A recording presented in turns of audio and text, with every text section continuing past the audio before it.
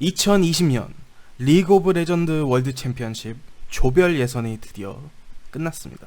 승부의 신에서 조별 예선 단계를 100% 맞춘 분석 한번 알아봅시다. Let's begin.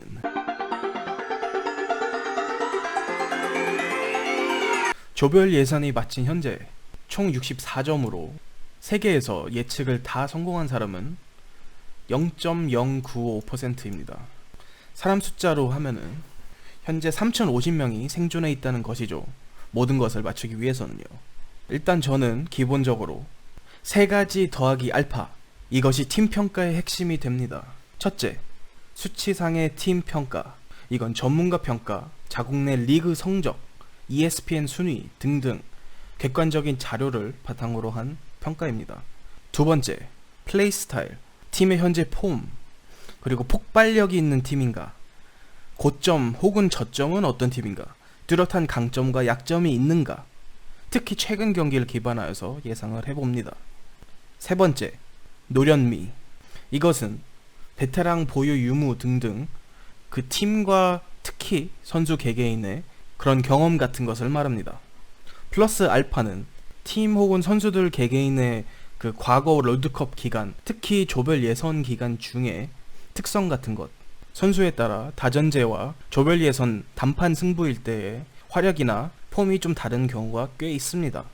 그 외에는 그냥 제 개인의 감이라든지 그 외의 부가적인 요소들을 추가할 때도 있습니다. A조, 상대적 강팀은 두 팀이죠. 일단 픽으로 옮겨가겠습니다. 그룹 스테이지. 자, 상대적 강팀은 수닝과 G2, 이 두 팀이죠.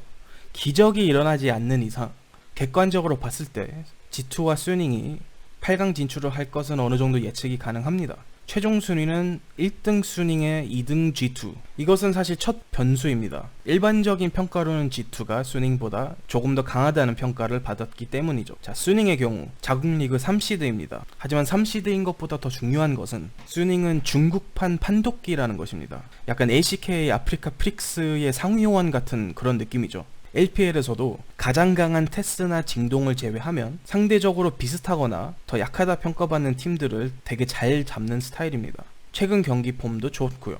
반대로 G2는 폼이 솔직히 작년에 비해 좀 떨어졌다는 평가가 지배적이라고 볼 수 있습니다.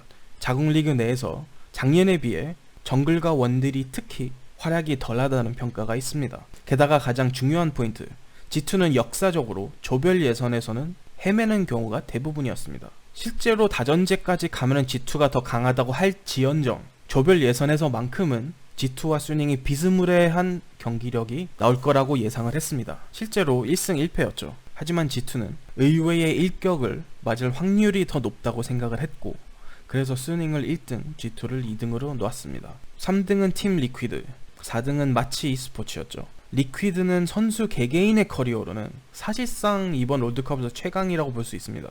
그만큼 베테랑들이 많이 속해 있는 팀이죠. 물론 마치도 의외로 과거 홍콩 어쌔신즈라든지 자국 리그에서 단연간 활약을 해온, 그리고 롤드컵 진출도 해본 그런 나름의 베테랑들이 속해 있는 팀입니다. 하지만 롤드컵에서의 성적만 봐도 팀 리퀴드는 우승자 2명에 준우승 1명, 마치는 늘 조별 예선 탈락. 이것만 봐도 노련미나 경험치의 차이가 조금 보이죠. 개인적인 생각으로는 리퀴드가 사실상 북미의 에이스라고 생각을 했고, 그래서 팀 리퀴드가 마치보다 우세할 것이라고 예상을 했습니다. B조, 롤드컵 시작 전에 3강에 포함된 담원 그리고 징동, 이 두 팀이 1, 2등 먹는 것은 놀라운 사실이 아니었죠. 그리고 실질적인 평가는 살짝 담원이 앞선다는 평가가 많고, 현재 폼도 담원이 좋죠. 서머도 우승을 했고요. 플레이 스타일도 폭발력이 강한 팀이고 사실 큰 불안 요소가 없는 단단하면서도 강한 그런 팀이죠. 그래서 담원을 1등, 그리고 징동을 2등으로 결정. 자, 어쩌면 이번 조별 예선에서 가장 큰 변수라고 볼 수 있는 3등 PSG와 4등 로그. 많은 분들이 여기서 예측을 빗나가지 않았을까라는 생각도 들어요. 특히 플레이인 스테이지를 보지 않은 분들은 더 그랬을 거라고 생각이 듭니다. PSG는 2시드였지만 메이저 지역이 아닌 곳이죠. 그 플레이인 스테이지에서의 경기력 평가가 되게 주효했던 것 같습니다. 비자 문제로 사실상 원래 멤버가 2명밖에 포함이 안 된 상태에서 이른바 2군 상태로도 폭발력이 상당했고 제법 강했습니다. 게다가 그 전설의 일군 완전체가 된다면 이라는 생각을 한번 해봤고요. 그리고 솔직히 뭔가 심상치 않은 그런 포스가 느껴졌던 것 같아요. 어느 대회든 이번에 뭔가 이뤄낼 것 같은 그런 팀이 한 팀이 있기 마련이죠. 저한텐 그게 이번에 PSG였어요.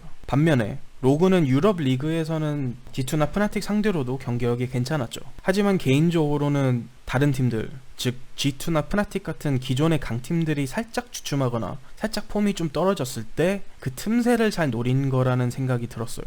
게다가 확실한 약점이 있는 팀은 조별 예선 정도 되면 상대 팀들이 절대 가만히 안 둡니다. 롤드컵까지 오면은 솔직히 정말 약한 팀이라는 건 없어요. 여기서 확실한 약점은 탑라이너죠. 그리고 또 한 가지, 전통적으로 유럽은 평가가 가장 좋은 한 팀 혹은 두 팀 정도를 제외하면 나머지 팀들은 망하는 경우가 많았습니다. 그래서 로그는 4등으로 낙점. C조, 어느 팀도 올라올 수 있고 어느 팀도 떨어질 수 있는 내 팀의 전력이 가장 차이가 적어 보이고 비슷비슷해 보이는 그런 의미에서 가장 죽음의 조였죠. 하지만 전체적으로 젠지가 가장 강해 보였어요. 뚜렷한 약점이 사실은 없다고 봐야 되고 3강 팀들에 비해서 고점이 높다고 볼 수는 없지만 저점이 낮은 팀도 아니거든요. 최근 폼도 꽤 좋았고요. 롤드컵에 경험이 있는 선수들도 포진이 되어 있고. 자, 그러면 2등. 여기서 좀 어려웠지만 저는 그래도 프나틱을 선택했죠. 일단 프나틱은 역사적으로 롤드컵에서 꽤 좋은 성적을 냅니다. 근데 솔직히 경기력 평가가 좀 어려운 팀이라고 생각을 해요, 프나틱이.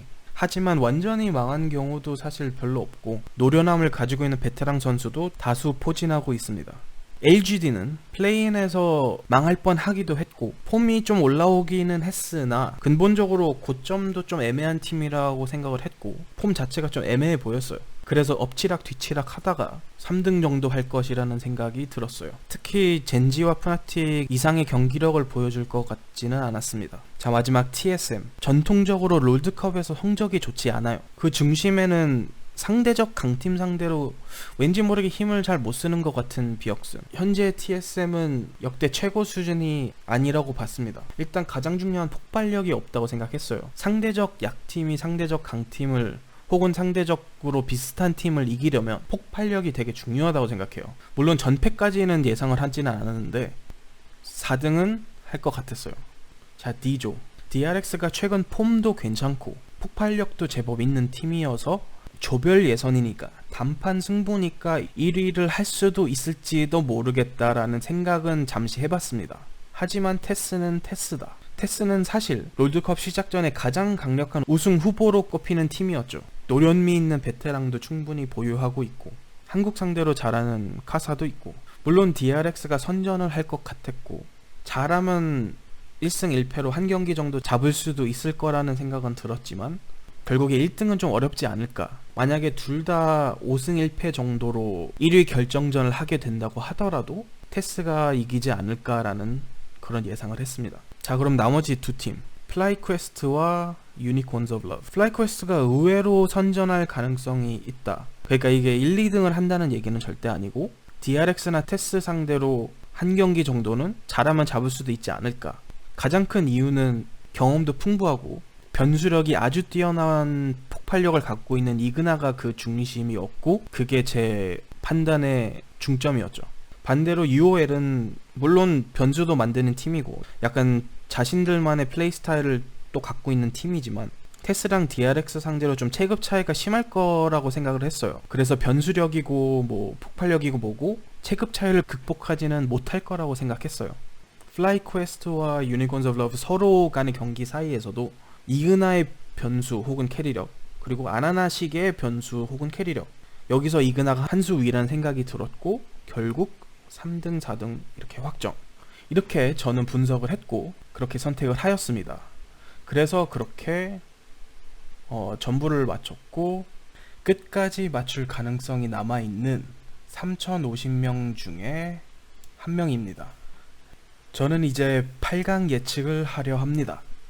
앞으로의 제 예측과 분석 그리고 결과가 궁금하신 분들은 구독 그리고 댓글로 질문을 남겨주시면 답변을 해드리도록 하겠습니다.